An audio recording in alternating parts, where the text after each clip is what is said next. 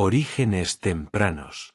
En los siglos VIII y IX comenzó a formarse en el temprano imperio japonés una nueva capa social que, con el tiempo, se convertiría en una de las fuerzas más influyentes y determinantes de la historia de Japón, las familias guerreras, de las cuales surgirían los samuráis. En esta etapa, Japón era oficialmente un reino gobernado de manera centralizada bajo la autoridad del emperador Ten. Sin embargo, la realidad política ya entonces era distinta. El control efectivo sobre amplias zonas del país estaba en manos de influyentes familias aristocráticas y administradores provinciales, que actuaban en gran medida de forma independiente de la corte imperial. Especialmente en las regiones más apartadas y de difícil acceso, lejos de la capital Heian-kai griega, la actual Kioto, la imposición del orden estatal resultaba complicada. Precisamente en esos lugares comenzaron a desarrollarse séquitos de carácter militar. Estos primeros guerreros eran, en un principio, sobre todo administradores de tierras y vasallos militares de aristócratas regionales. Su tarea consistía en defender las propiedades y los intereses de sus señores frente a bandidos, campesinos rebeldes o familias rivales. En un país donde el monopolio central de la violencia estaba débilmente consolidado, las élites locales asumieron cada vez más las funciones militares por sí mismas. Así fueron surgiendo grupos armados de carácter familiar, cuya fuerza se basaba en la posesión de tierras agrícolas y en la lealtad de sus seguidores. Estas familias fueron los precursores de la posterior casta samurái, aunque todavía en esta fase temprana no recibían tal nombre. Un elemento central de este proceso fue la creciente militarización de la nobleza rural. El acceso a armas, caballos de guerra y una formación adecuada estaba limitado a una capa privilegiada de la población. Estos guerreros desarrollaron un estrecho vínculo con la agricultura, ya que su supervivencia económica dependía del control de los dominios rurales. Su posición no se basaba únicamente en la destreza bélica, sino también en su papel dentro de la jerarquía local como terratenientes y recaudadores de impuestos. Eran a la vez defensores armados y administradores, lo que con el tiempo amplió enormemente su esfera de influencia. Las familias guerreras emergentes se organizaron en complejas estructuras clánicas, caracterizadas por la lealtad familiar y la disciplina militar. Su fidelidad no se dirigía en primer lugar a un poder estatal central, sino a sus señores inmediatos o jefes de familia. Esta forma de vinculación, la lealtad personal hacia un superior, se convertiría más tarde en un principio fundamental del eto samurái. También empezaron a aparecer en esta época los primeros elementos ideológicos del Bushid, la futura doctrina del camino del guerrero, como la importancia del honor, el cumplimiento del deber y la disciplina, aunque todavía sin estar codificados formalmente. Al mismo tiempo, la relación entre esta emergente casta militar y la corte imperial era inicialmente ambivalente. La corte veía con desconfianza el creciente poder de los guerreros, pero a menudo dependía de ellos para mantener el orden en las provincias.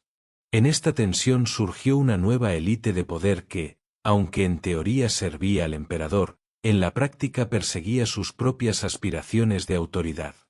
Este fue el inicio de un largo proceso en el que el peso político se desplazó de la aristocracia cortesana hacia las familias de orientación militar.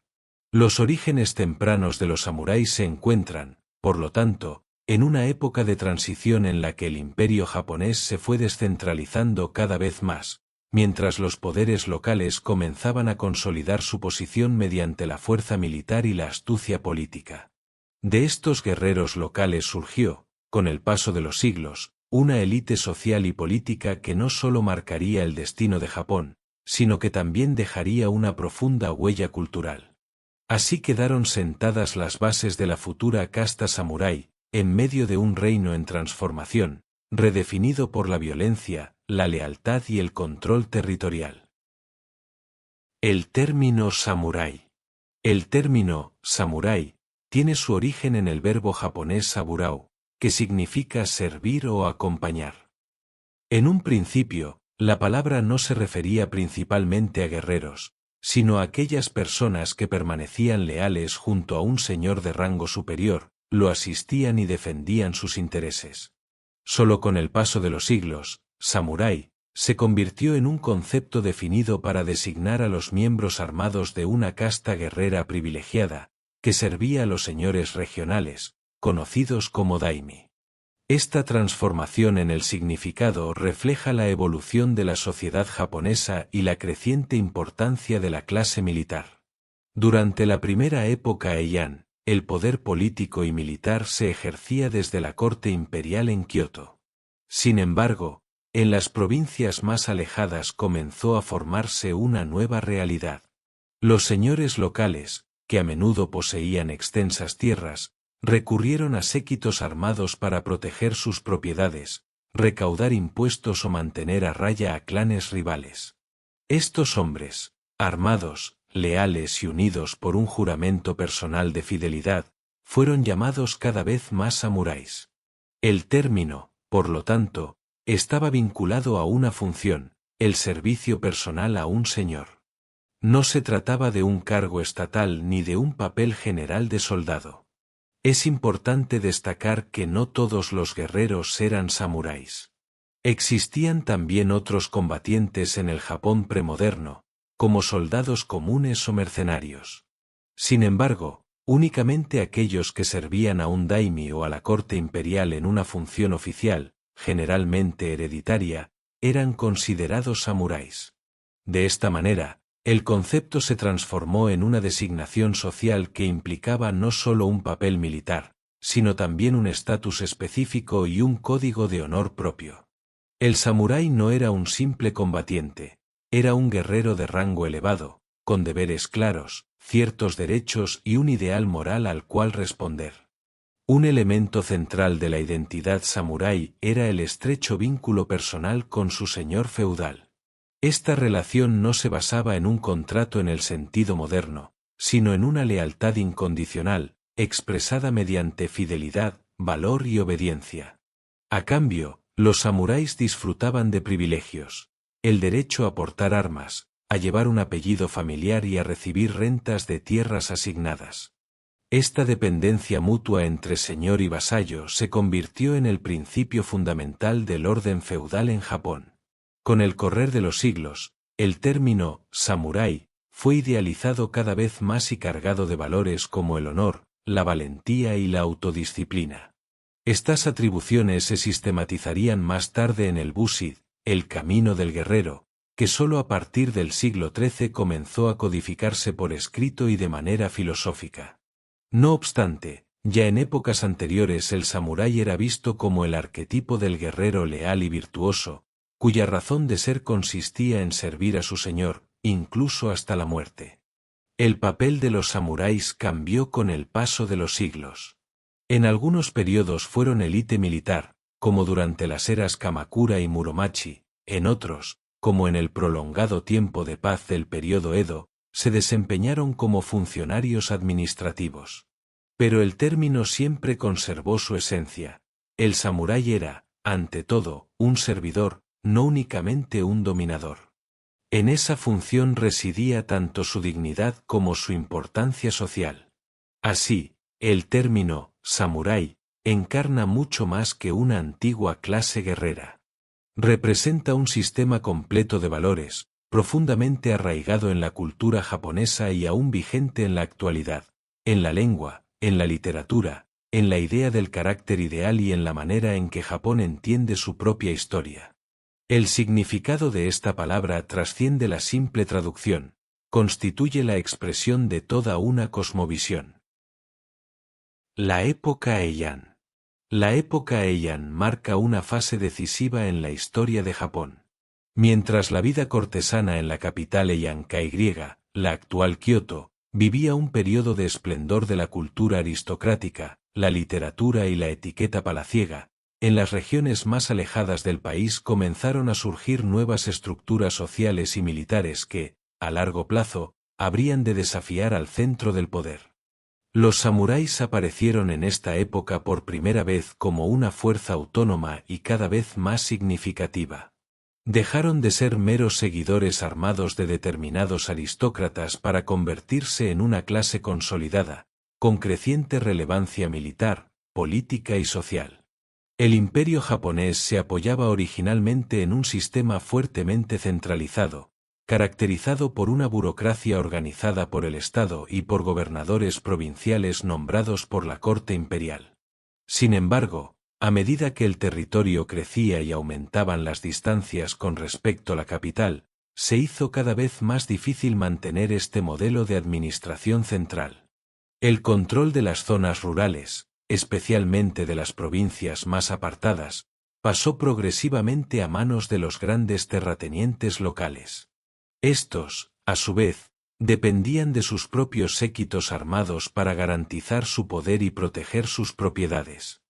De estos hombres, instruidos en las artes militares, surgió la clase de los samuráis. En esta primera etapa, los samuráis estaban aún estrechamente ligados a determinadas familias o clanes. Su posición no provenía de instituciones estatales, sino de la lealtad personal y de vínculos, a menudo transmitidos durante generaciones, con poderosas familias o instituciones religiosas. Al mismo tiempo, comenzó a consolidarse con ellos una nueva forma de autoridad, una basada en la fuerza militar, el control regional y la fidelidad personal, en contraste con la autoridad cortesana, sustentada en el linaje, los rituales y la formación literaria. En esta diferencia se fue forjando la identidad de los samuráis como hombres de acción, de la espada y del honor. Se contraponían a los eruditos y cortesanos, a quienes consideraban con frecuencia decadentes y ajenos a la realidad del país. La creciente inestabilidad en muchas regiones también contribuyó a reforzar su importancia. El bandidaje, las revueltas locales y la rivalidad entre clanes hicieron necesaria la presencia armada sobre el terreno. Los samuráis asumieron funciones como la recaudación de tributos, la aplicación de la justicia, la protección de instituciones religiosas o la defensa frente a enemigos. Así aumentaron no solo sus tareas prácticas, sino también su autoconfianza y su influencia en la sociedad. Mientras la aristocracia cortesana se perdía en el refinamiento cultural de la capital y apenas mantenía contacto con la realidad militar del país, los samuráis desarrollaron un sistema propio de valores, basado en la lealtad, la disciplina y la capacidad de combate. Estos contrastes entre la elegancia cortesana y la eficiencia militar marcaron muchos siglos de la historia japonesa. Ya en la época Heian comenzaron a manifestarse en las tensiones políticas entre la corte imperial y las familias militares en ascenso, como los Minamoto y los Taira. Estos clanes serían protagonistas más tarde de la Guerra Genpei, una guerra civil que sacudiría el antiguo orden y señalaría el ascenso definitivo de los samuráis como fuerza dominante. La época Heian fue, por lo tanto, un periodo de transición. El Japón cortesano aún brillaba en su máximo esplendor cultural. Pero en los márgenes del imperio crecía ya una nueva fuerza que un día sustituiría al viejo sistema. Los samuráis no se convirtieron en la élite de la noche a la mañana, pero a lo largo de este periodo su importancia fue aumentando poco a poco, apoyada en su poder efectivo en el territorio y en una conciencia creciente de sí mismos como guardianes del orden, guerreros y portadores de un nuevo tipo de honor y autoridad, más pragmática y vinculada a la realidad. Su tiempo estaba por llegar. La Guerra Genpei. La Guerra Genpei fue el primer gran conflicto de alcance nacional en el que no se enfrentaron la corte imperial ni instituciones religiosas, sino clanes rivales de samuráis. No fue únicamente una brutal guerra civil, sino también el paso decisivo hacia la consolidación de los samuráis como clase dominante en Japón. En el centro del conflicto se encontraban dos poderosas familias, los Taira, también llamados Seike, y los Minamoto, conocidos como Genji. Su rivalidad, que se había prolongado durante décadas, alcanzó en este periodo su punto culminante. Las raíces de la guerra se hallan en la última fase de la época Heian, cuando la corte imperial se veía cada vez más debilitada por luchas internas y por la creciente autonomía de los clanes militares. Los Taira, bajo el liderazgo de Taira no Kiyomori, habían conseguido anteriormente asegurar un enorme poder dentro de la corte. Kiyomori incluso logró que su nieto fuera nombrado emperador y colocó a numerosos miembros de su familia en los principales cargos administrativos. Pero este ascenso vertiginoso despertó una fuerte enemistad, en especial con los Minamoto, quienes, dirigidos por Minamoto no Yoritomo, buscaron la confrontación militar para poner fin a la supremacía de los Taira.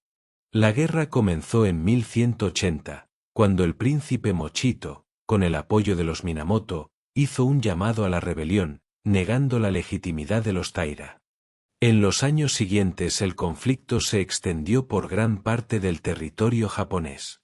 Los combates fueron feroces y sangrientos, marcados por alianzas cambiantes, levantamientos regionales y grandes batallas tanto en tierra como en el mar. La guerra representó la primera gran prueba para los samuráis en una nueva dimensión, ya no como simples milicias locales o unidades vasallas, sino como una fuerza militar organizada a nivel nacional. Un rasgo fundamental de la guerra Genpei fue la creciente profesionalización de la guerra. Los samuráis utilizaron caballería y arqueros de forma estratégica, recurrieron a formaciones complejas y a maniobras de engaño militar. Igualmente significativa fue la dimensión simbólica de muchas batallas. En el campo de batalla no solo se demostraba la superioridad militar, sino también el honor, la lealtad y el valor personal, que luego fueron celebrados en cantos y crónicas. En particular, la épica batalla naval de Dan Noura, en 1185, se convirtió en un punto culminante casi mítico.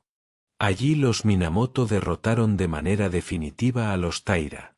El joven emperador Antoku, nieto de Kiyomori, se ahogó junto a su abuela cuando los Taira se lanzaron a la muerte para evitar la captura. Con la victoria de los Minamoto terminó no solo la supremacía de los Taira, sino también la época en la que la corte imperial ejercía la autoridad dominante. Minamoto no Yoritomo aprovechó su triunfo para ser nombrado oficialmente Shogun. Este cargo le otorgaba el control militar de todo el país, mientras que el emperador en Kioto quedaba prácticamente sin poder. Así comenzó el shogunato de Kamakura, el primer régimen militar de la historia japonesa. Los samuráis se habían convertido oficialmente en la principal fuerza política. La guerra Genpei tuvo consecuencias profundas para el orden político de Japón. Trasladó el centro del poder desde la corte imperial hacia una forma de gobierno basada en la fuerza militar, la lealtad y el poder práctico. Al mismo tiempo, moldeó la identidad cultural de los samuráis. La imagen del guerrero leal y honorable, dispuesto a morir por su señor, quedó inmortalizada en obras como el Eike Monogatari, un célebre poema épico sobre esta guerra, y fue idealizada durante siglos. De este modo, la guerra Genpei no fue solo una victoria militar, sino también el nacimiento del dominio samurái y el inicio de una nueva época política en Japón. Fundación del shogunato de Kamakura. La fundación del shogunato de Kamakura en el año 1192 marcó un cambio profundo en la estructura política de Japón. Con el nombramiento de Minamoto no Yoritomo como el primer shogun, el sistema tradicional de centralización imperial fue, de facto, reemplazado por una forma de gobierno militar que se sustentaba en el poder y la lealtad de los samuráis. El título de shogun, que literalmente significa general que repele a los bárbaros, era originalmente un cargo temporal otorgado a comandantes militares en situaciones excepcionales. Sin embargo, bajo Yoritomo se transformó en una institución permanente, que trasladó el centro político del país de la capital imperial, Kioto, al nuevo núcleo de poder en Kamakura. Las condiciones para este cambio de poder habían sido establecidas durante la guerra Genpei, en la cual los Minamoto derrotaron a los Taira y lograron la supremacía militar. Yoritomo demostró ser un organizador hábil y un líder pragmático. Tras su victoria, aprovechó la oportunidad para construir una estructura de gobierno estable, basada no en genealogías cortesanas, sino en vínculos personales, lealtad militar y relaciones feudales.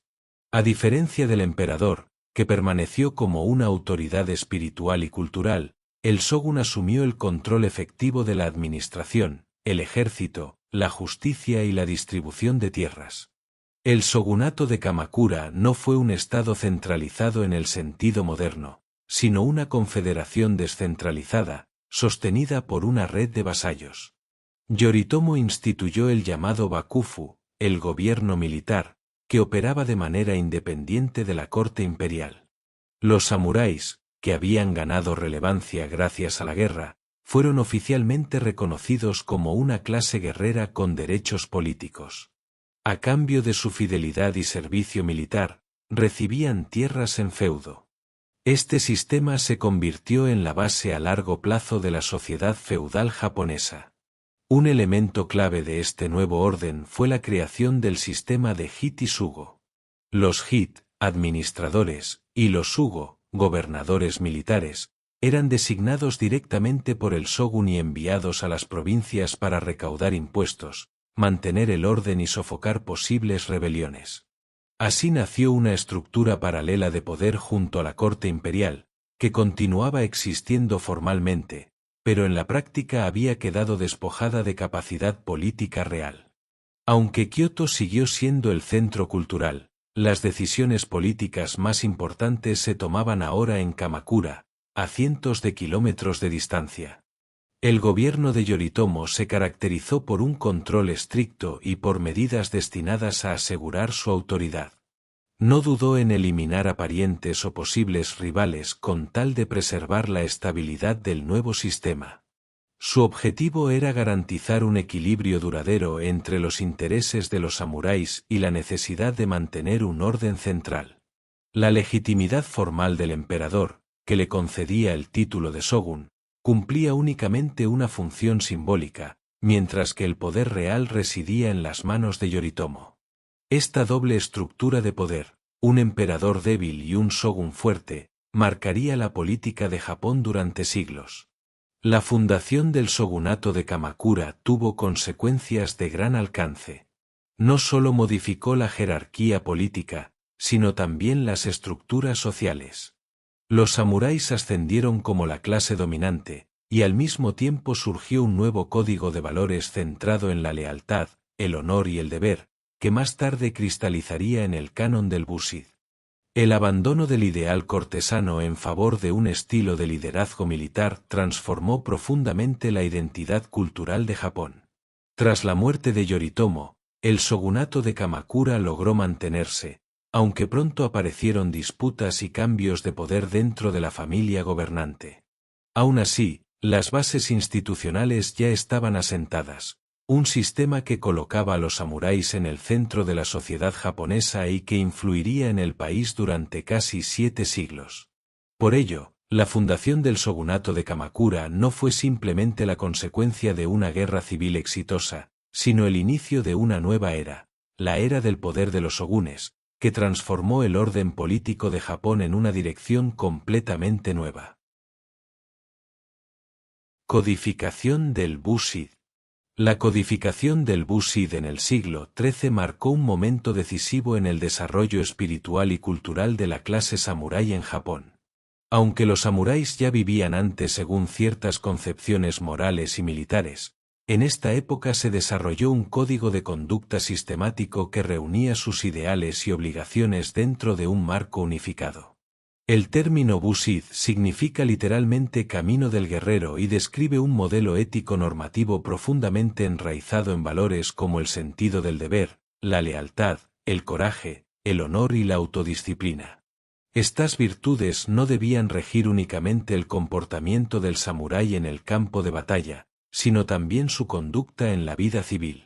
El surgimiento de este código coincidió con una fase en la que los samuráis se habían consolidado como clase dominante de la sociedad, especialmente tras la fundación del shogunato de Kamakura. En una época de relativa estabilidad y de creciente actividad administrativa, esta élite guerrera buscaba una orientación moral e ideológica. El Bushid no debe entenderse como un código legal escrito, sino como un ideal transmitido mediante la educación, la tradición oral y las obras literarias. Combinaba elementos del sintoísmo, del budismo, en especial del budismo zen y del confucianismo, creando un marco espiritual en el que el valor en combate era tan importante como el autocontrol y la integridad moral. Un elemento central del Bushid era la lealtad incondicional hacia el propio señor, el daimi. Esta lealtad era absoluta, incluso si significaba la muerte. El samurái debía estar dispuesto a sacrificar su vida en cualquier momento si ello servía al honor de su señor o de su clan.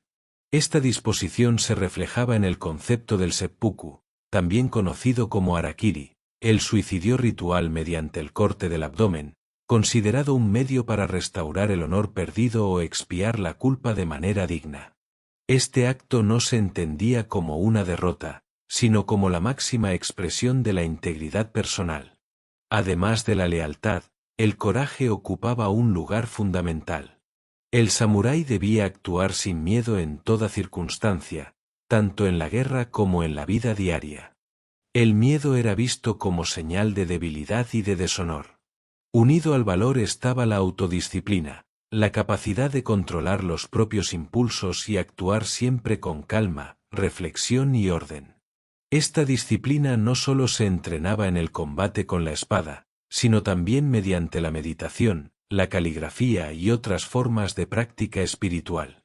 El deber hacia el clan, hacia la tierra y hacia la tradición era otro pilar inamovible del Bushid. El samurái no se concebía a sí mismo como un individuo con metas personales, sino como parte de un todo mayor al que servía y por el cual debía entregarse. Este sentido del deber se extendía también al pueblo llano, al que los samuráis debían proteger y tratar con justicia. La violencia arbitraria y el abuso de poder eran incompatibles con el ideal del Bushid, aunque en la práctica no siempre se cumpliera con tales principios.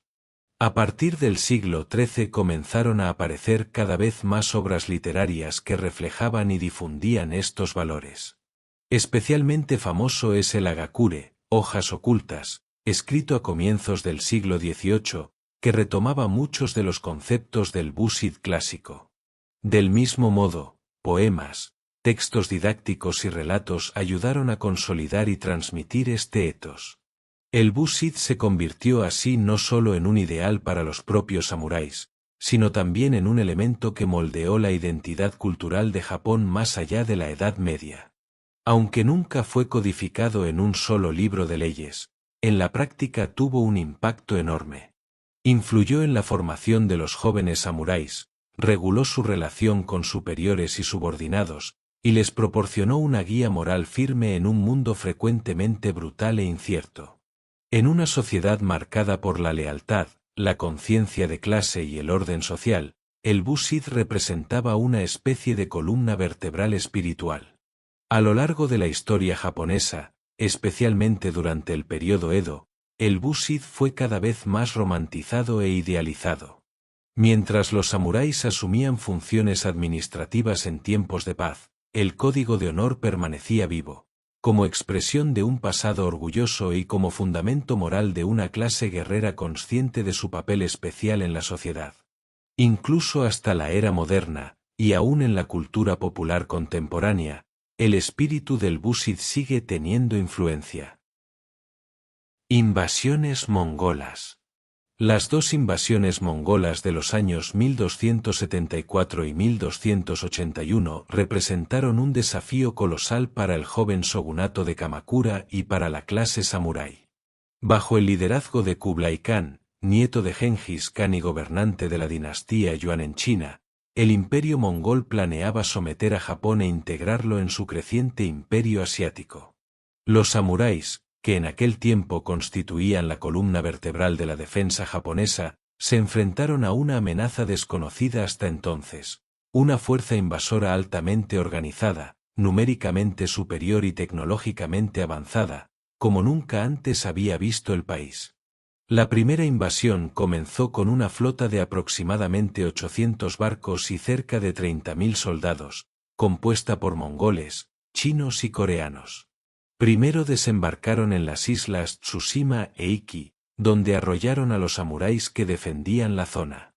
Después pusieron rumbo a KYSH, la más meridional de las islas principales de Japón. Los samuráis, acostumbrados a luchar en duelos individuales, se encontraron frente a una forma de guerra completamente distinta.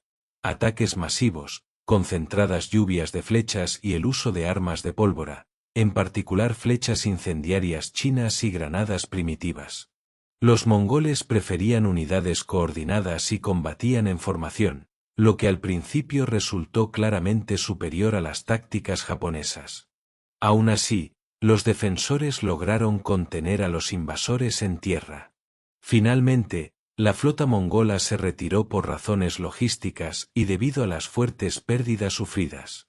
Sin embargo, poco antes de completar la retirada, una repentina tormenta los alcanzó. Un violento tifón destruyó gran parte de sus barcos y causó la muerte de miles de soldados. Este fenómeno natural fue interpretado en Japón como una intervención divina y recibió el nombre de kamikaze, el viento divino. Este término volvería a adquirir gran importancia siglos más tarde, durante la Segunda Guerra Mundial. Kublai no se dejó desanimar y de inmediato comenzó los preparativos para un segundo ataque, mucho mayor que el primero. La segunda invasión, en 1281, fue una de las operaciones anfibias más grandes de toda la historia premoderna. Dos flotas separadas, una desde Corea y otra desde China, debían unirse frente a la costa japonesa. En total reunieron unos 140.000 soldados y varios miles de barcos. Pero coordinar semejante fuerza resultó complicado, y para entonces la defensa japonesa se había fortalecido considerablemente. Los samuráis habían aprendido de la primera invasión. En las costas de KYSH se levantaron enormes murallas defensivas que dificultaron los desembarcos rápidos. Siguieron intensos combates durante días, en los que los samuráis recurrieron a tácticas de guerrilla y ataques sorpresa nocturnos para debilitar a las tropas enemigas. Una vez más, el clima fue decisivo. Otro tifón de enorme fuerza azotó la flota mongola y destruyó la mayoría de los barcos. Decenas de miles de invasores se ahogaron, y muchos de los que sobrevivieron fueron capturados o ejecutados por los japoneses. La defensa contra las invasiones mongolas tuvo profundas consecuencias para Japón y los samuráis. Por un lado, demostró de manera contundente la fuerza militar del shogunato frente a la corte imperial, consolidando aún más la legitimidad de los samuráis como poder político y militar dominante. Por otro lado, reveló que la defensa colectiva, la planificación estratégica y la construcción de infraestructuras eran tan importantes como la valentía individual en el campo de batalla. Los samuráis fueron idealizados en la memoria colectiva japonesa como defensores inquebrantables de la patria, recompensados con la ayuda divina. Sin embargo, también existió un lado oscuro. Los enormes costos de la preparación y la movilización pesaron mucho sobre las finanzas del shogunato de Kamakura. Como en la defensa no había conquistas, los samuráis no pudieron recibir recompensas habituales en forma de tierras o botín, lo que generó un creciente descontento en sus filas. A largo plazo, esa insatisfacción contribuyó a la erosión del poder del shogunato. A pesar de esas consecuencias internas, la doble victoria sobre el imperio mongol se convirtió en un mito central de la identidad japonesa. El kamikaze fue interpretado como un signo de la providencia divina, la creencia de que Japón tenía un destino especial, invencible frente a enemigos externos mientras permaneciera unido. Este mito marcó profundamente la autopercepción de los samuráis y de la nación durante siglos. Shogunato Ashikaga. El shogunato Ashikaga, también conocido como shogunato Muromachi, marca una época de profundos contrastes en la historia de Japón. Por un lado, fue un tiempo de fragmentación política y sangrientas luchas por el poder. Por otro, Japón vivió un esplendor cultural que dio origen a muchas de las formas artísticas y estéticas que todavía hoy definen la identidad japonesa. La dinastía Ashikaga, fundada por Ashikaga Takauji en el año 1338, estableció su centro en Kioto, en el distrito de Muromachi, del cual la época tomó su nombre alternativo. Takauji, originalmente vasallo del shogunato Kamakura, se volvió contra este, apoyó por un tiempo al emperador en sus intentos de restauración, y finalmente se enfrentó también a la corte imperial para tomar el poder en sus propias manos. Así comenzó una era en la que el shogunato Ashikaga ejerció formalmente la supremacía militar sobre el país, aunque nunca alcanzó la misma estabilidad ni el mismo control que sus predecesores. Los shogunes Ashikaga dependían en gran medida de la lealtad de poderosos señores regionales, los daimi. Esta estructura de poder generó un sistema descentralizado, en el que la autoridad del shogun era en muchas regiones más nominal que real. A pesar de esta inestabilidad política, en el período Muromachi floreció una cultura profundamente influenciada por el budismo zen. Sobre todo bajo el patrocinio de los shogunes Ashikaga Yoshimitsu y Yoshimasa, ambos grandes amantes de las artes, Kioto se transformó en un centro cultural de Japón. En esa época se sentaron las bases de numerosas artes clásicas japonesas o se llevaron a un nuevo refinamiento. La ceremonia del té, conocida como sad, evolucionó de simples rituales monásticos a una práctica altamente estilizada de silencio, atención plena y estética. El teatro N surgió como una nueva forma escénica de música y danza, caracterizada por gestos simbólicos, lenguaje rítmico y máscaras impactantes. Sus textos y formas principales fueron promovidos bajo Yoshimitsu, gran mecenas de esta disciplina. También en la arquitectura y el arte de los jardines se reflejó el espíritu cultural de la época. Se construyeron o expandieron complejos monásticos zen como Rayan-ji o Jinkaku-ji. Los jardines secos, llamados Karesansui, con sus composiciones simbólicas de piedras y superficies de arena, representaban la disciplina espiritual y la abstracción del zen. Estas expresiones culturales influyeron no solo en la clase samurái, sino también en la élite cortesana, generando una fusión entre cultura militar y cortesana. Al mismo tiempo, la vida política estaba atravesada por intrigas y conflictos. La debilidad estructural del shogunato Ashikaga se hizo evidente especialmente en el siglo XV, cuando los daimi rivales desafiaban cada vez más la autoridad del shogun. El punto culminante de esta crisis fue la Guerra Nin, un devastador conflicto civil que destruyó gran parte de Kioto y provocó el colapso definitivo del poder central. De las ruinas de esas luchas surgió la llamada época Sengoku, el período de los estados combatientes, en el que Japón quedó dividido en numerosos señoríos en constante rivalidad. Durante esta era, los samuráis no solo cumplían funciones militares, sino que también actuaban como administradores, constructores y promotores de la cultura. El ideal del guerrero cultivado, capaz de empuñar tanto la espada como el pincel, alcanzó su máxima expresión. Muchos samuráis se convirtieron en poetas, maestros del té o coleccionistas de arte, lo que añadió al Bushido una dimensión estética e intelectual. A finales del siglo XVI, el shogunato Ashikaga había perdido casi por completo su poder político. En 1573, el último shogun, Ashikaga Yoshiaki, fue expulsado de Kioto por el ascendente señor de la guerra Oda Nobunaga, lo que marcó el fin formal de la dinastía. Sin embargo, los logros culturales de la época Muromachi perduraron durante siglos, en la ceremonia del té, en el teatro, en los jardines y en el ideal del samurái ilustrado. De este modo, la era Ashikaga, a pesar de su fragmentación política, se mantiene como una de las más influyentes en la historia intelectual y cultural de Japón. Época Sengoku.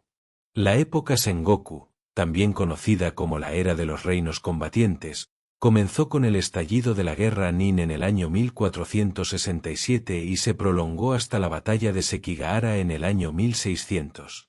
Durante esta larga fase de fragmentación política y de conflictos militares casi permanentes, el imperio japonés se encontraba prácticamente sin liderazgo.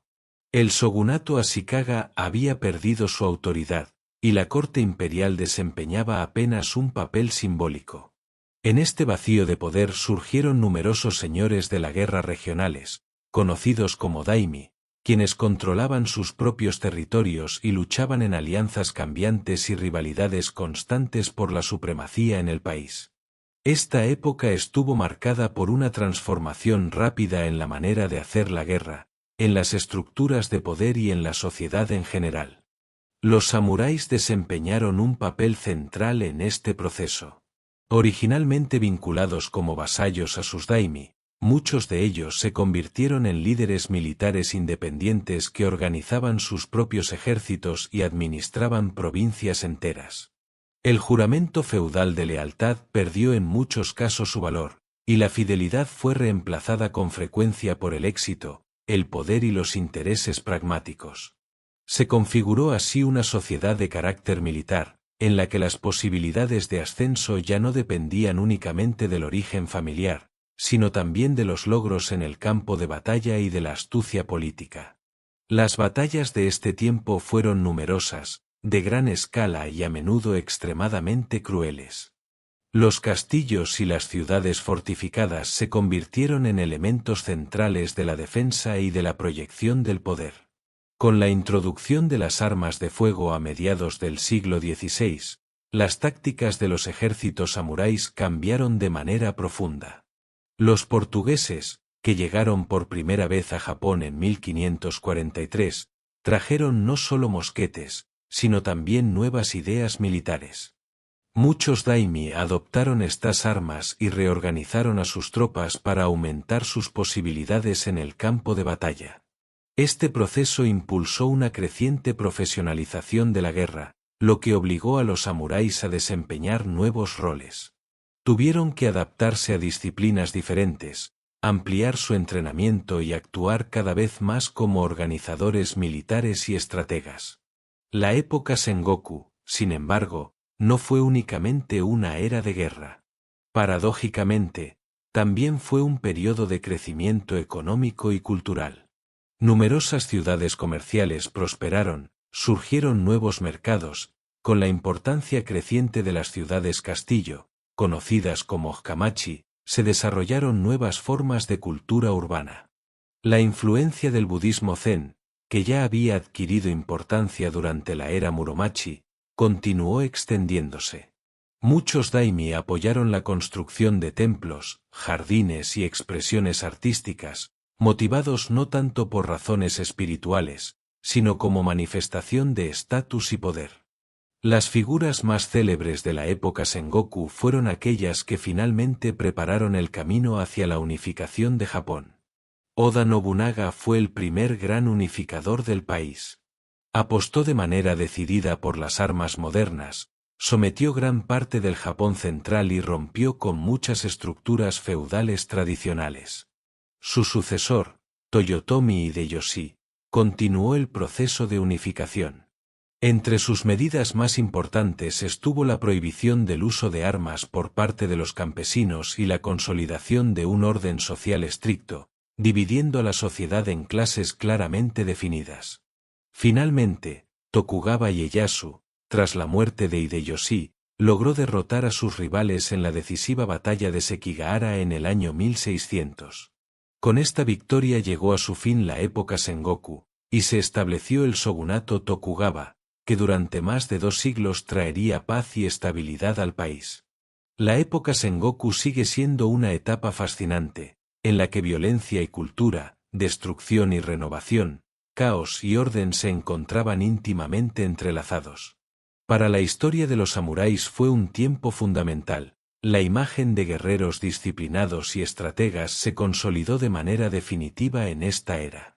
Fue el último periodo en el que los samuráis cumplieron plenamente su función original como combatientes y jefes de guerra, antes de convertirse, en la posterior época Edo, en un estamento cada vez más burocrático y simbólico.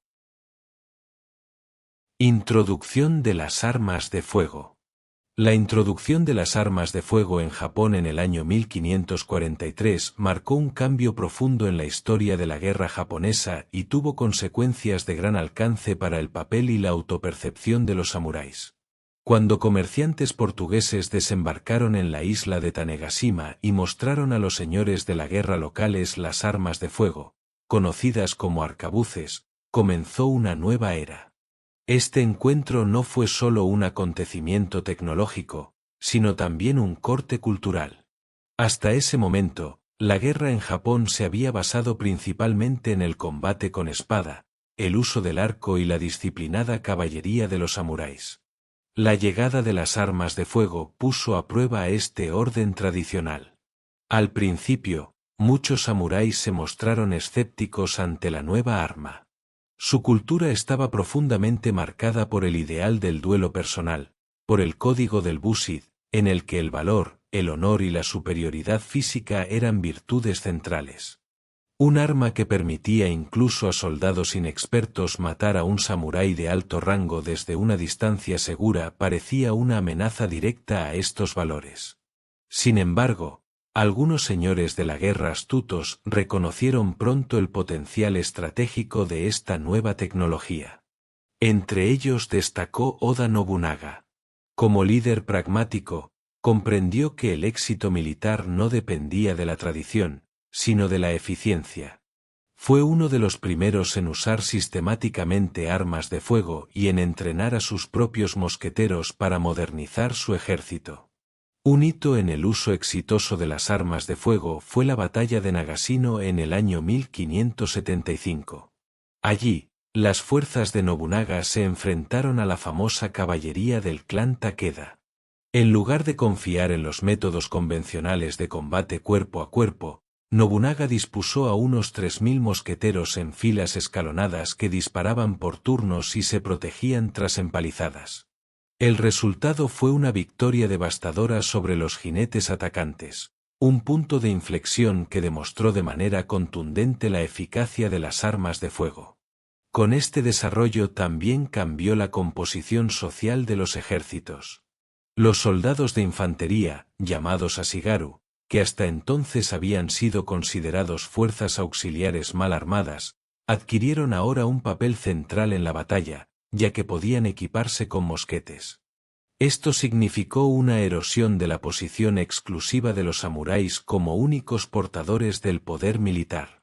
Aunque siguieron siendo los líderes y estrategas de los ejércitos, su influencia directa en el campo de batalla se vio reducida por la gran cantidad de soldados armados.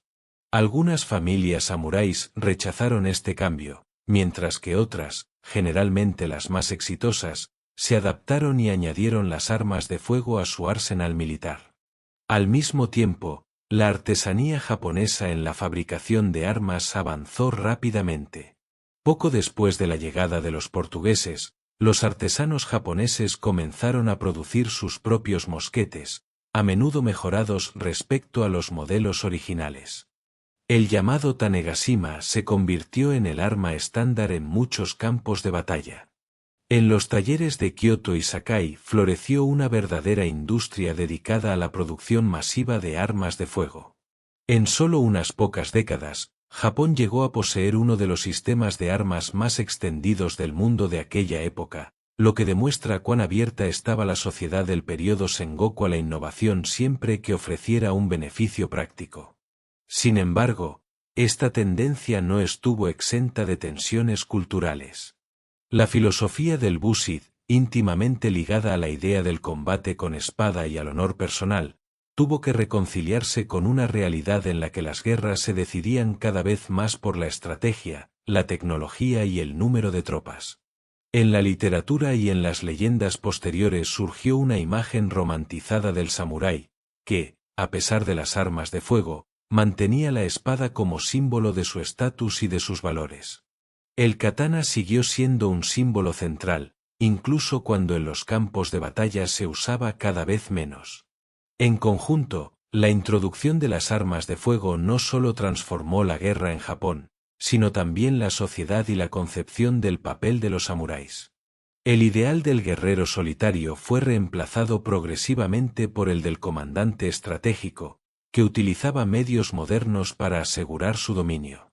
Esta capacidad de adaptación resultó decisiva para el ascenso de las grandes dinastías guerreras, que finalmente condujeron a la fundación del shogunato Tokugawa. Un régimen que, aunque más tarde se asentó en la paz, tuvo su origen en la superioridad tecnológica y en el cálculo del poder. Oda Nobunaga.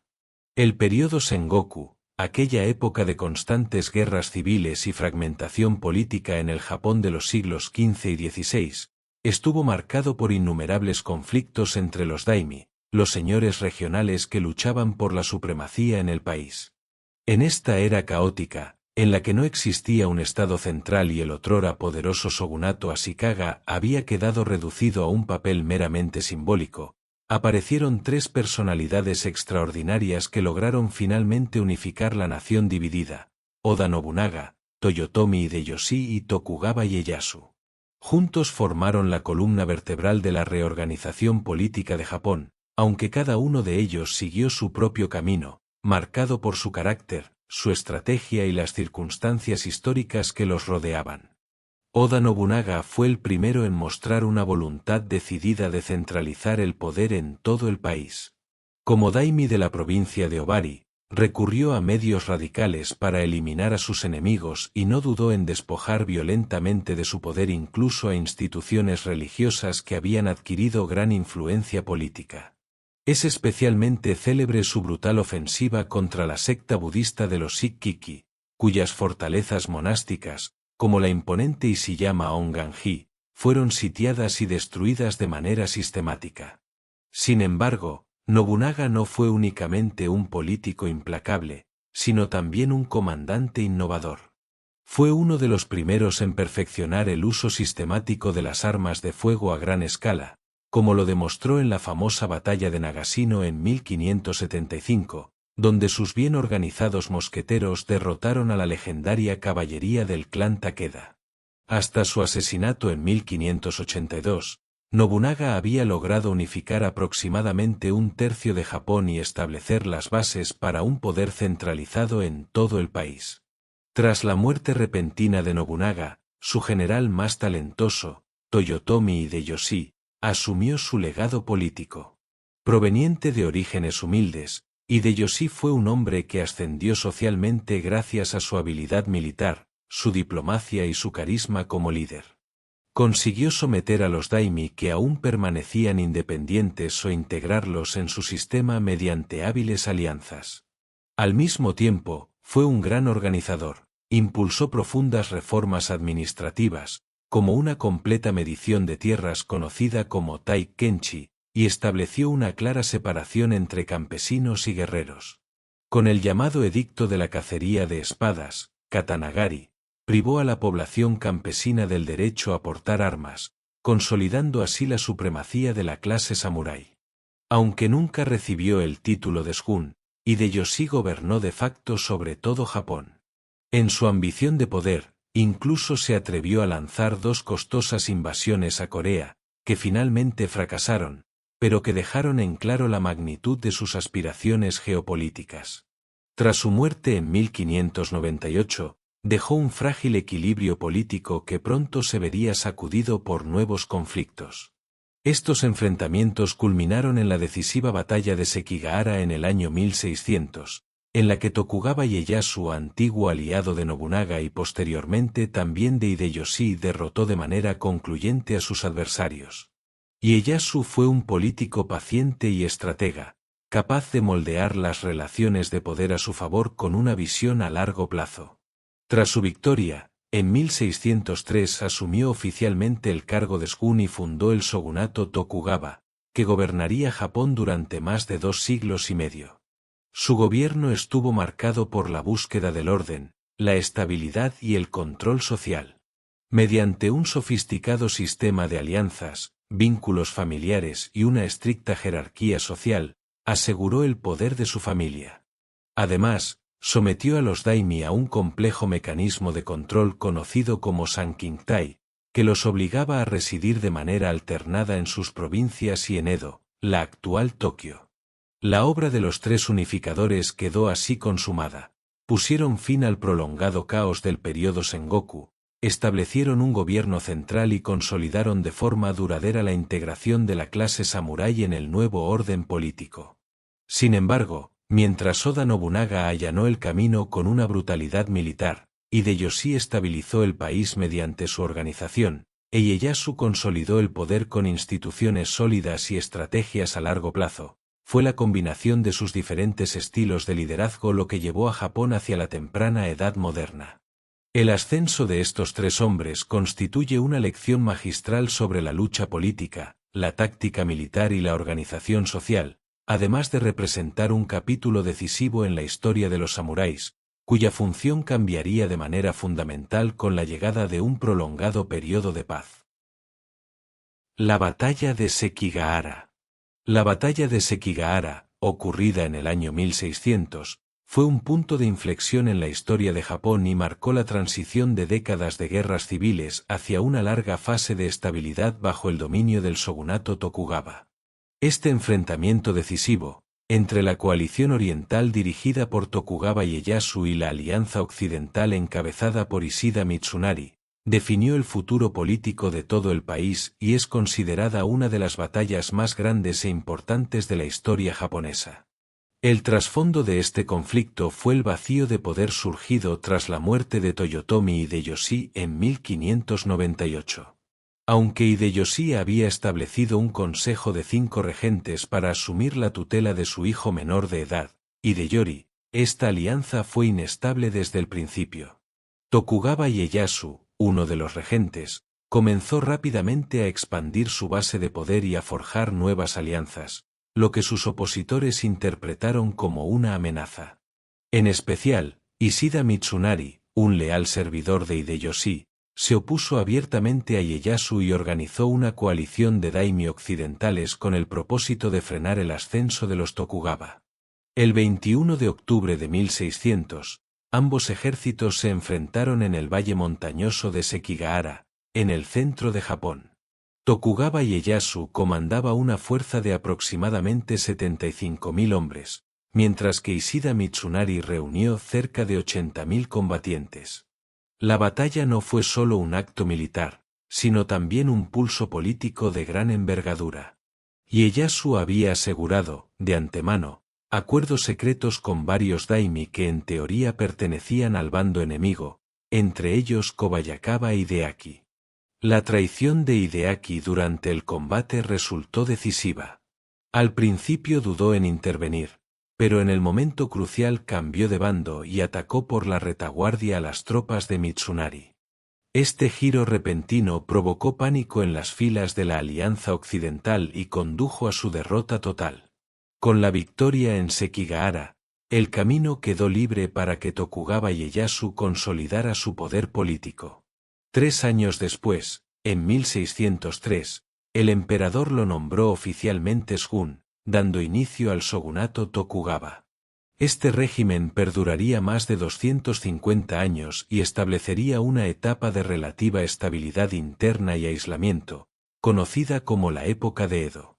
Los samuráis, que hasta entonces habían servido principalmente como guerreros, fueron cada vez más incorporados a tareas administrativas, mientras que los enfrentamientos armados dentro de Japón prácticamente desaparecieron. La batalla de Sekigahara no solo representó el fin militar de la era Sengoku, sino también el comienzo simbólico de un nuevo orden. Marcó el fracaso definitivo de todas las demás ambiciones de poder en favor de un gobierno militar centralizado y hereditario bajo la familia Tokugawa. Aunque aún existieron focos aislados de resistencia, la victoria de Ieyasu fue incuestionable. Su gobierno inauguró el periodo de paz continua más largo de la historia japonesa. Los samuráis conservaron su posición destacada en la sociedad, pero su papel se transformó de manera fundamental. Dejaron de ser señores de la guerra para convertirse en leales administradores de un estado regido por una estricta jerarquía. Periodo Edo. Con el inicio del periodo Edo en el año 1603 y la designación oficial de Tokugawa Ieyasu como shogun, Japón entró en una nueva era de estabilidad y orden interno. Esta época, que duró más de 2 siglos y medio, estuvo marcada por la consolidación del poder bajo el shogunato Tokugawa, por una estricta jerarquía social y por un aislamiento casi total frente al mundo exterior. Para los samuráis, que hasta entonces habían sido considerados la élite guerrera del país, este periodo significó, sin embargo, un cambio fundamental. Su función militar fue perdiendo relevancia, mientras que su papel como pilares administrativos del sistema feudal pasó a ocupar el primer plano. Después de las décadas de conflictos de la era Sengoku, el mayor deseo del gobierno Tokugawa era asegurar la paz en el país de manera duradera. Para evitar rebeliones o luchas de poder entre los daimi, el shogunato introdujo un elaborado sistema de control político, entre ellos el llamado Sankin-tai. Según este sistema, los señores feudales debían residir de manera alternada en sus provincias y en la capital Edo, la actual Tokio, mientras que sus familias permanecían en la ciudad como rehenes. Esto garantizaba de forma eficaz su lealtad. Al mismo tiempo, la sociedad se dividió en clases rígidas. En la cúspide se encontraban los samuráis, seguidos por campesinos, artesanos y comerciantes. Los samuráis eran considerados un ideal moral y social. Debían representar la educación, la virtud y destacar por su autodisciplina, así como por su lealtad hacia su señor. No obstante, aunque los samuráis mantenían oficialmente la posición social más alta, su vida cotidiana cambió de manera radical. La guerra constante, que había definido su profesión durante siglos, desapareció. En su lugar, comenzaron a desempeñar tareas administrativas en las provincias o en las cortes de sus daimi.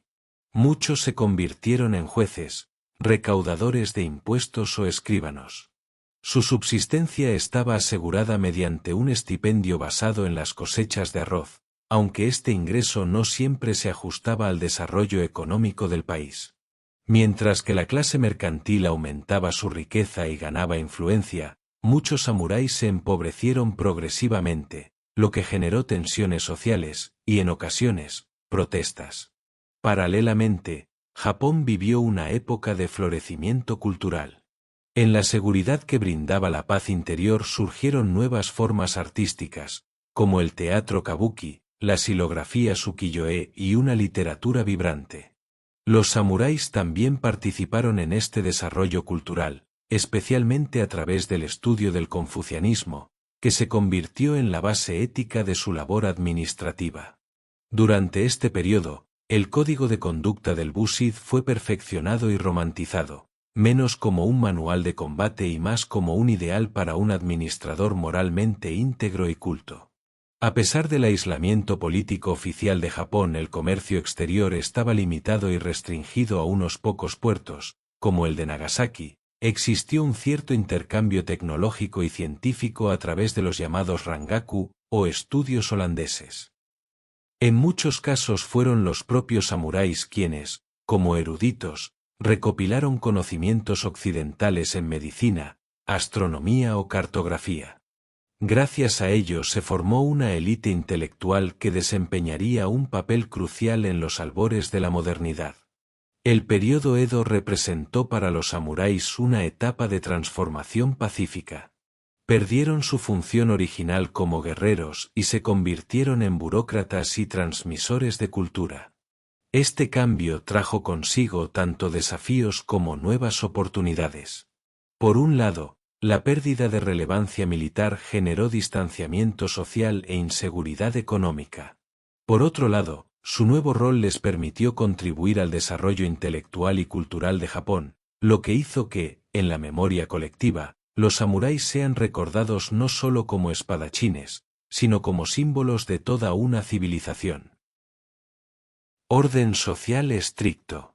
En el shogunato Tokugawa, la sociedad japonesa se organizó en un orden jerárquico rígido que determinó durante más de 2 siglos la estructura social y política del país.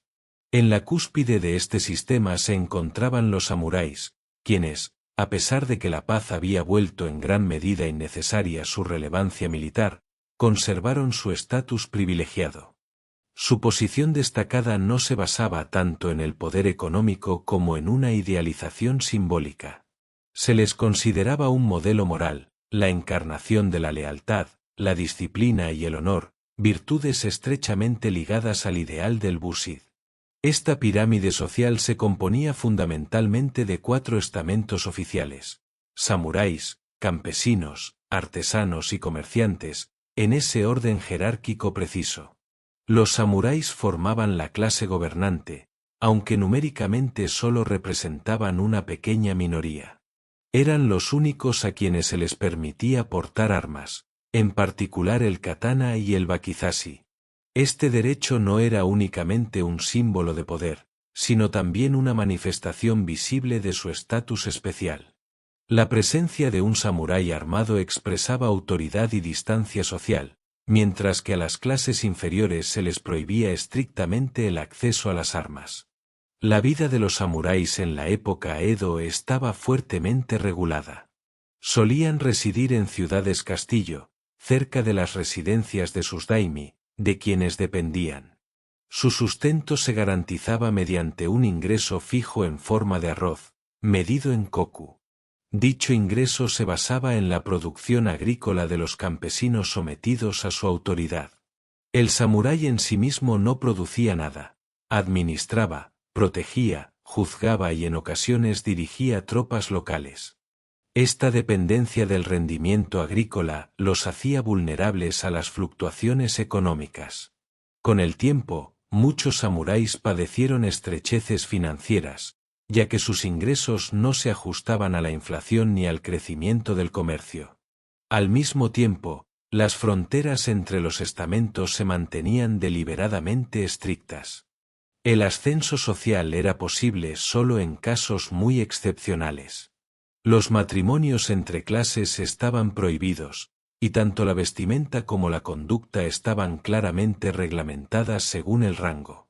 Mientras los comerciantes y artesanos, sobre todo en ciudades como Edo, Saka o Quito, acumulaban a veces grandes fortunas, en el sistema de valores oficial eran considerados inferiores, ya que supuestamente vivían del trabajo de otros. Los campesinos, en cambio, ocupaban formalmente un lugar superior al de los comerciantes, al ser responsables de la producción de alimentos, aunque en la práctica eran los más controlados y cargados con obligaciones. Para los samuráis, cuyo estatus estaba determinado por nacimiento, esta estructura representaba por un lado prestigio, pero por otro, rigidez social y económica. Sin embargo, el sistema no era completamente inmóvil.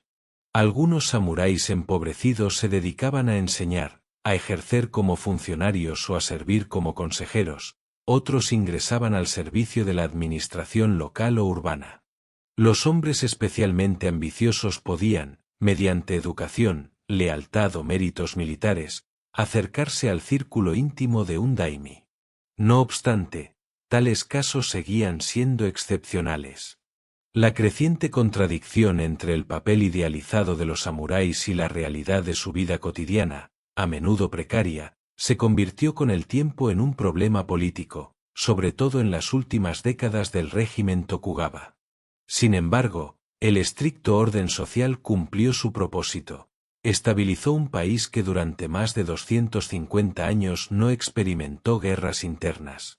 Los samuráis sostuvieron este sistema no a través de la violencia militar, sino mediante su función como élite administrativa, mediante la imposición del orden y gracias a su ejemplo de disciplina y obediencia. En cierto modo, su papel se volvió cada vez más simbólico, un ideal viviente que recordaba a la sociedad una época de guerras, al mismo tiempo que preservaba la paz. Pero aquella tranquilidad no sería eterna, y con la apertura de Japón en el siglo XIX, también esta estructura milenaria comenzó a tambalearse. Deber de lealtad.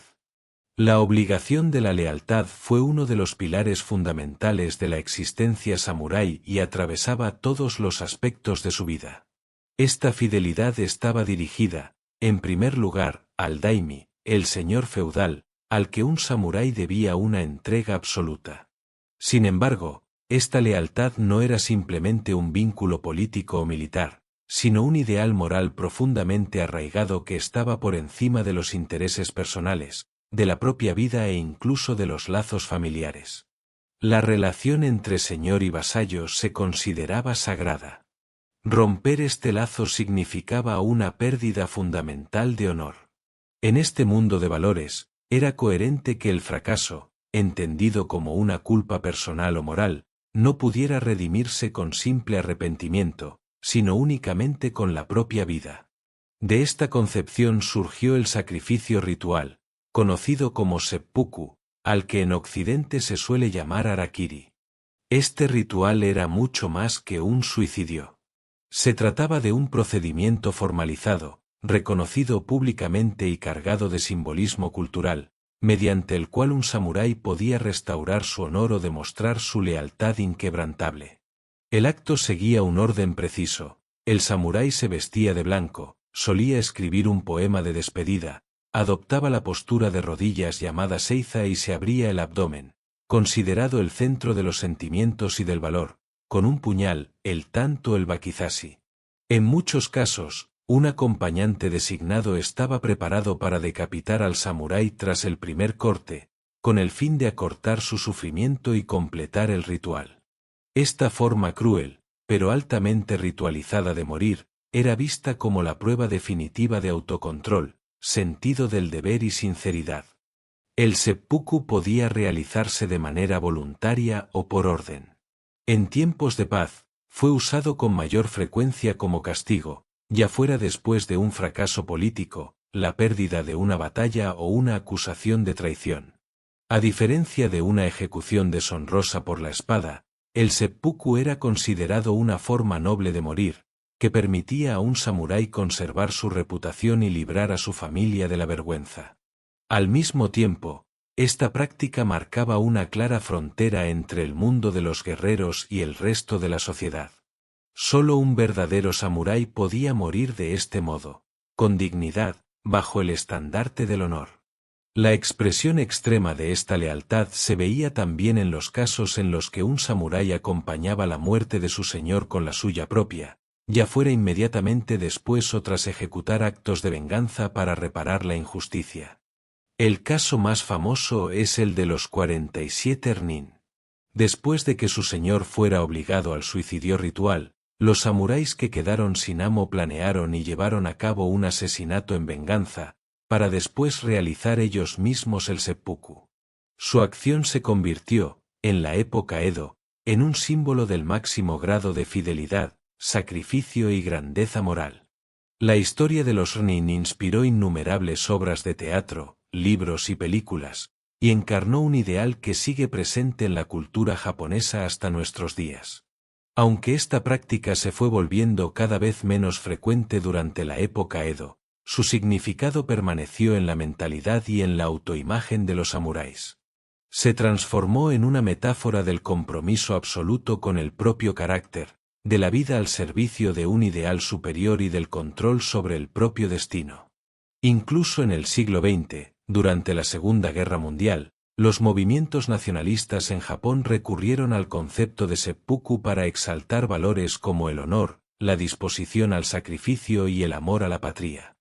Los pilotos kamikaze fueron vistos por muchos como herederos modernos de esta visión. El deber de lealtad y la disposición a llevarlo hasta la muerte son elementos centrales de la tradición samurái. Definen una ética que va mucho más allá del campo de batalla y que todavía hoy moldea la imagen del samurái, un guerrero que no solo sirve con su espada, sino con toda su vida y, si es necesario, con una muerte honorable. El caso de los 47 Rnin. El caso de los 47 Rnin, ocurrido entre los años 1701 y 1703, sigue siendo hasta hoy una de las más famosas y simbólicas epopeyas de la historia japonesa. Representa de manera impresionante los ideales centrales del Bushid, el código de honor de los samuráis, y se convirtió en el emblema de la lealtad, el deber y el sacrificio. La historia comenzó con un incidente en la corte imperial de Edo, la actual Tokio. El joven señor feudal Asano Naganori de Ak perdió la calma cuando su superior, Kira Yoshinaka, lo insultó. En un arranque de ira, Asano atacó a Kira con su espada dentro del castillo. Aunque Kira sobrevivió, la violencia en la corte era considerada imperdonable. Como castigo, Asano fue obligado a cometer seppuku, el suicidio ritual, y sus tierras fueron confiscadas. De este modo, sus samuráis quedaron sin señor, convirtiéndose en Rnin, guerreros errantes. Sin embargo, 47 de los antiguos vasallos de Asano juraron vengar la muerte de su señor, aun sabiendo que con ello violarían las leyes del shogunato. Durante más de un año vivieron discretamente, adoptaron distintos oficios y ocultaron cuidadosamente sus intenciones, con el fin de engañar a Kira y a sus guardias para que bajaran la guardia. La noche del 14 de diciembre de 1702, llevaron a cabo su meticulosamente planeada venganza. Irrumpieron en la residencia de Kira, derrotaron a sus hombres y finalmente lo mataron. Luego llevaron su cabeza a la tumba de su antiguo señor en el templo Sengakuji, donde la depositaron como prueba de que su misión estaba cumplida. El acto de los Ronin provocó intensos debates en el Japón de la época. Por un lado, habían cometido un grave crimen, venganza privada y asesinato. Por otro, muchos contemporáneos, y luego toda la nación, admiraron su firmeza, disciplina y absoluta lealtad hacia su difunto señor. Incluso el gobierno se encontró ante un dilema: no podía tolerar la justicia por mano propia, pero tampoco quería deshonrar la dignidad ritual de su acción. Finalmente, se permitió a los Ronin cometer seppuku. Esta decisión les otorgó al menos una muerte honorable, en armonía con el Bushid. Así, los 47 Ronin fueron venerados como héroes, y sus tumbas en el templo Sengakuji se convirtieron en lugar de peregrinación. Escritores y dramaturgos retomaron su historia y la convirtieron en tema de innumerables representaciones, especialmente en el teatro de marionetas Bunraku y en el kabuki. La narración se transformó en una lección moral sobre las más altas virtudes de la existencia samurái: el deber por encima de la vida, la lealtad por encima de la ley, el honor por encima de la autopreservación.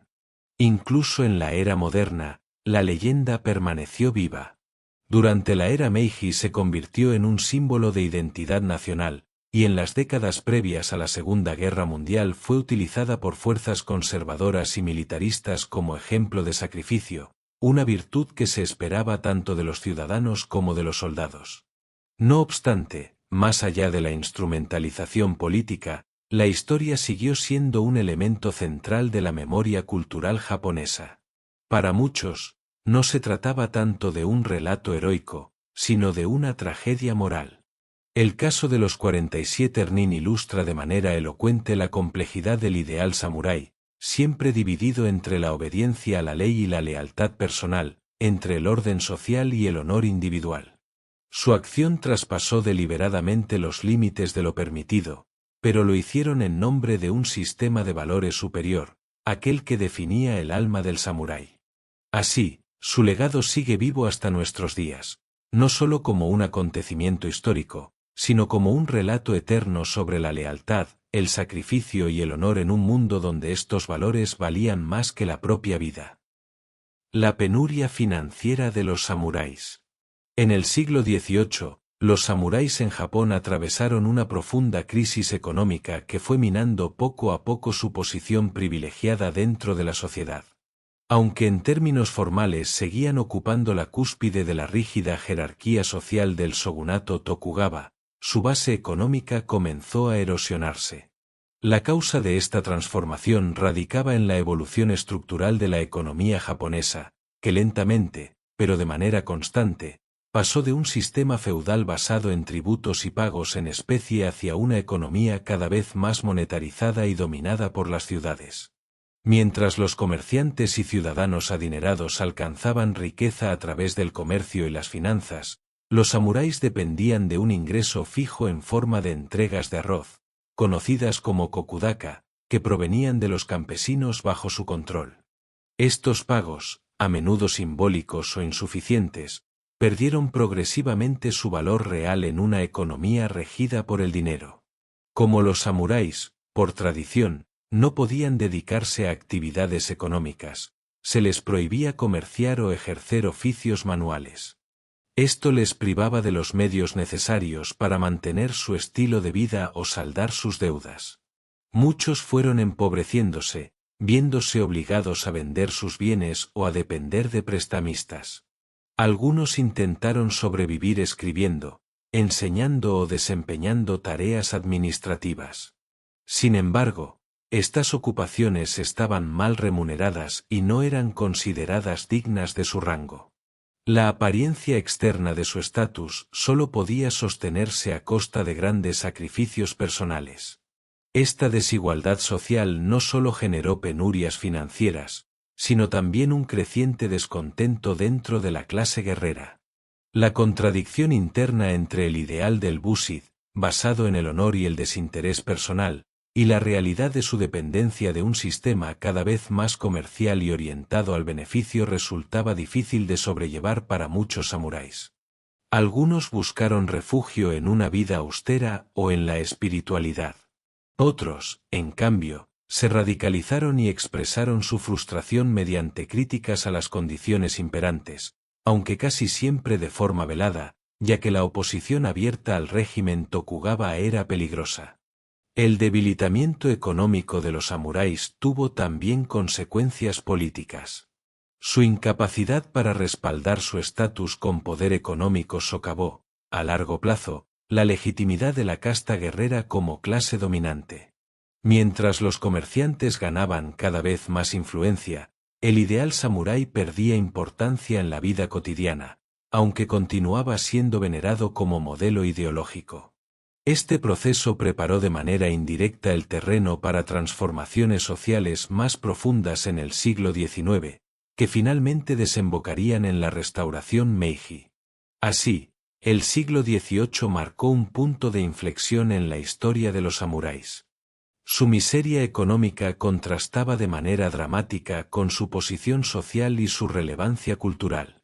En esta etapa se hizo evidente el conflicto entre un orden social antiguo, fundado en el honor y el deber, y una nueva realidad económica más flexible y dinámica. Esta fractura, al principio lenta y silenciosa, anunciaba el fin de la casta samurái tradicional, y dejaba en claro hasta qué punto los cambios económicos podían poner bajo presión incluso a los ideales más poderosos. Restauración Meiji. La restauración Meiji de 1868 representó el final definitivo de los samuráis como poder político y militar. Después de que el shogunato Tokugawa ejerciera el control del país durante más de 2 siglos y medio, a mediados del siglo XIX comenzó a debilitarse, presionado tanto por tensiones internas como por la creciente influencia de las potencias occidentales. La apertura forzada de los puertos japoneses por los llamados barcos negros del comodoro estadounidense Perry en el año 1853 reveló la vulnerabilidad del viejo sistema y minó la confianza en el liderazgo de los shogunes. En esta etapa crítica, una coalición de feudos reformistas, en especial los de Satsuma y Tosa, se levantó contra el régimen Tokugawa. Con el apoyo de sectores de la nobleza cortesana, y apelando a la devolución del poder al Ten, el emperador de Japón, en 1868 se produjo la llamada Restauración Meiji. El entonces joven emperador Mutsuhito, de solo 15 años, se convirtió en la figura simbólica de una transformación política de gran alcance, aunque las decisiones reales siguieron siendo tomadas al principio por influyentes reformadores. El nombre Meiji, que significa gobierno ilustrado, se convirtió en todo un programa de reformas. La nueva dirigencia buscaba modernizar y fortalecer rápidamente a Japón, con el fin de colocarlo al nivel de las potencias occidentales. Uno de los ejes centrales de la reforma fue la abolición del orden feudal que había caracterizado al shogunato Tokugawa. Los feudos tradicionales, llamados han, fueron disueltos y transformados en prefecturas directamente sometidas al gobierno central. Los señores feudales, o daimi, debieron devolver sus dominios al emperador y fueron integrados a la nueva élite estatal. Como consecuencia, los samuráis perdieron su función histórica como vasallos armados, ya que sus antiguos señores dejaron de existir en su forma tradicional. El Estado comenzó entonces a construir un ejército moderno y centralizado e inspirado en modelos occidentales. Al mismo tiempo, el sistema militar fue radicalmente reorganizado. Se implantó el servicio militar obligatorio, diseñado según el modelo francés y prusiano.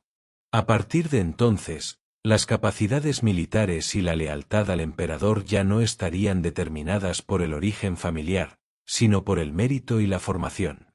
Los samuráis, que durante generaciones habían detentado el monopolio de la fuerza, vieron cómo se abolían sus privilegios de portar armas y cómo su importancia social quedaba reducida al mínimo.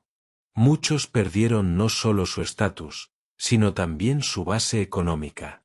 Si bien al inicio recibieron compensaciones estatales en forma de pensiones, estas pronto fueron reducidas o eliminadas.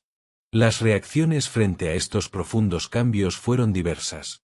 Algunos samuráis se adaptaron e ingresaron en la administración, en la economía o en el nuevo ejército. Otros, en cambio, rechazaron con firmeza las reformas. Esta insatisfacción culminó en el levantamiento de Satsuma en 1877, liderado por Saik Takamori, uno de los últimos grandes samuráis. Sin embargo, el ejército moderno derrotó la rebelión, lo que constituyó una prueba simbólica y definitiva del nuevo orden de poder en Japón. La restauración Meiji fue, por lo tanto, no solo un cambio político, sino una transformación integral de la sociedad japonesa, en cuyo centro estuvo la definitiva pérdida de poder de los samuráis. La antigua casta guerrera, que durante siglos había sido el pilar del orden político y militar, quedó reducida en pocos años a una figura del pasado. Sin embargo, su legado cultural sobrevivió, en el ethos, en la literatura y en la memoria colectiva. La restauración Meiji destruyó a los samuráis como realidad social, pero al mismo tiempo cimentó su mito como símbolo de honor, deber y sacrificio al servicio del Estado. Abolición de la casta samurái. En los años posteriores a la restauración Meiji, el proceso de abolición de la casta samurái se aceleró rápidamente. La década de 1870 marca la fase decisiva en la que una antigua élite guerrera se convirtió en un grupo social despojado de poder. Los samuráis, que durante siglos habían sido el soporte militar y moral del país, perdieron paso a paso sus privilegios legales, económicos y sociales. Esta transición no ocurrió de manera abrupta, sino que fue el resultado de numerosas reformas sucesivas, con las cuales el nuevo gobierno imperial buscaba transformar Japón en un Estado nacional moderno, siguiendo modelos occidentales. Ya poco después de 1868, el nuevo Estado comenzó a centralizar el poder político. Los feudos de los señores fueron convertidos en prefecturas, lo que significó que muchos daimi, los antiguos amos de los samuráis, perdieron su autoridad independiente. A los propios samuráis se les convirtió inicialmente su salario tradicional, conocido como estipendio, en pagos monetarios, y más tarde, se eliminó por completo. Esta medida afectó a muchos de manera existencial, ya que carecían de otras fuentes de ingresos. El Estado les ofreció incentivos para asumir nuevas funciones, por ejemplo en la administración, la educación o en el cuerpo de oficiales del nuevo ejército, pero no todos encontraron un lugar en el mundo transformado. El cambio simbólicamente más significativo fue la abolición del monopolio de las armas. Durante siglos, portar la espada había sido un privilegio exclusivo de los samuráis, expresión de su dignidad y posición social. Con la eliminación de los feudos y la creación de las prefecturas, junto con otras reformas, se prohibió el porte público de armas. Esta medida se consolidó legalmente en 1876 con el decreto Eitrei, una ruptura de gran impacto psicológico, ya que eliminó de la vida cotidiana el símbolo más visible de la tradición samurái. Paralelamente, se estableció el servicio militar obligatorio.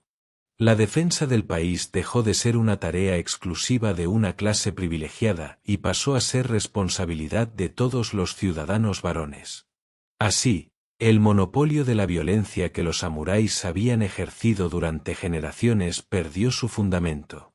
En el nuevo ejército, inspirado en modelos occidentales, los antiguos samuráis podían seguir sirviendo, pero debían actuar al mismo nivel que campesinos, artesanos y comerciantes, un concepto inesperado para muchos de ellos, acostumbrados a la clara jerarquía del feudalismo. Una parte de los samuráis se adaptó a estas nuevas circunstancias. Se convirtieron en maestros, funcionarios, empresarios u oficiales, y pusieron su disciplina y educación al servicio del nuevo Estado.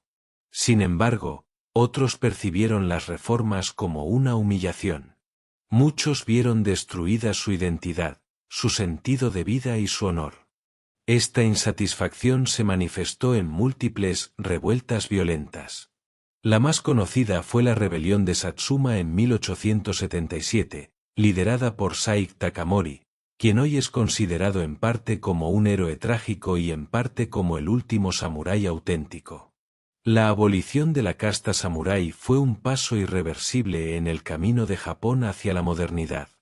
Supuso la ruptura con un orden social de siglos de antigüedad y abrió paso a una nueva concepción del Estado, la ciudadanía y el mérito individual. Pero la pérdida no fue solo material. Con el fin de los samuráis desapareció también un modelo de vida basado en el honor, la lealtad y el deber, una pérdida que hasta hoy se refleja y se procesa en la cultura japonesa. Legado hoy. Aunque desposeídos de poder, no han sido olvidados. El espíritu de los samuráis perduró, transformándose en la literatura, el cine y la memoria colectiva. Aunque los samuráis como clase social han desaparecido hace mucho tiempo, su legado cultural sigue vivo en múltiples formas hasta la actualidad. En Japón, la influencia de los samuráis sobre la identidad nacional, los ideales políticos y sociales, así como sobre la memoria colectiva, es difícil de sobreestimar. El espíritu samurái, encarnado en el código de honor del Bushid, ha encontrado a lo largo de los siglos su camino en la educación, la filosofía, el arte y la cultura popular, moldeando la imagen que Japón tiene de sí mismo y de su historia. El Bushid, originalmente una guía ética para la clase guerrera, se convirtió en un canon de valores idealizado, que pone en el centro conceptos como sentido del deber, autodisciplina, lealtad, coraje, sinceridad y honor. Estas virtudes, aunque ya no se practiquen en su forma histórica, siguen considerándose ideales morales en Japón, en la vida profesional, en las relaciones interpersonales y en el comportamiento frente a la comunidad. En contextos modernos, como el trabajo o el deporte, no es raro que se haga referencia al espíritu samurái para describir la perseverancia y la disposición al sacrificio. En la literatura y la filosofía japonesas, el legado de los samuráis fue recogido y idealizado desde temprano. Obras como el Hagakure o el libro de los 5 anillos de Miyamoto Musashi no solo recibieron atención en Japón, sino que también influyeron en pensadores y estrategas de todo el mundo. Sin embargo, el mito del samurái tuvo un impacto aún mayor en el siglo XX, especialmente a través de la literatura y el cine. Historias de lealtad, sacrificio y disciplina interior se convirtieron en narrativas arquetípicas, reproducidas en innumerables películas, desde Los 7 samuráis de Akira Kurosawa hasta producciones internacionales. La figura del guerrero honorable se transformó en un símbolo cultural de un tiempo perdido, pero también de un ideal atemporal. Además, el legado de los samuráis perdura en las artes marciales tradicionales. Disciplinas como el Ken y Aido KYD no solo conservan antiguas técnicas de combate con espada, sino también los principios espirituales que la sustentan. Muchas de estas artes se consideran un camino hacia la perfección del espíritu, directamente vinculado a los ideales del Bushid. Incluso artes marciales modernas como el JD o el karate conservan rastros de este legado en su filosofía y práctica. También en la sociedad japonesa, la imagen de los samuráis ocupa un lugar destacado. Figuras históricas como Oda Nobunaga, Toyotomi Hideyoshi o Tokugawa Ieyasu son veneradas como héroes nacionales. Museos, festivales y lugares conmemorativos en todo Japón se dedican a recordar a samuráis importantes y sus batallas. Para muchos japoneses, así como para un público internacional, los samuráis representan no solo un pasado militar, sino un fundamento ético que aún puede servir como guía en el mundo contemporáneo. Así, el legado de los samuráis es relevante no tanto por su papel histórico como guerreros, sino por la manera en que se integraron en la identidad cultural. Se han convertido en un símbolo de un Japón que une tradición y modernidad, un emblema de firmeza en tiempos de cambio. En un mundo cada vez más globalizado, los samuráis siguen siendo una imagen poderosa de identidad, dignidad y fortaleza interior.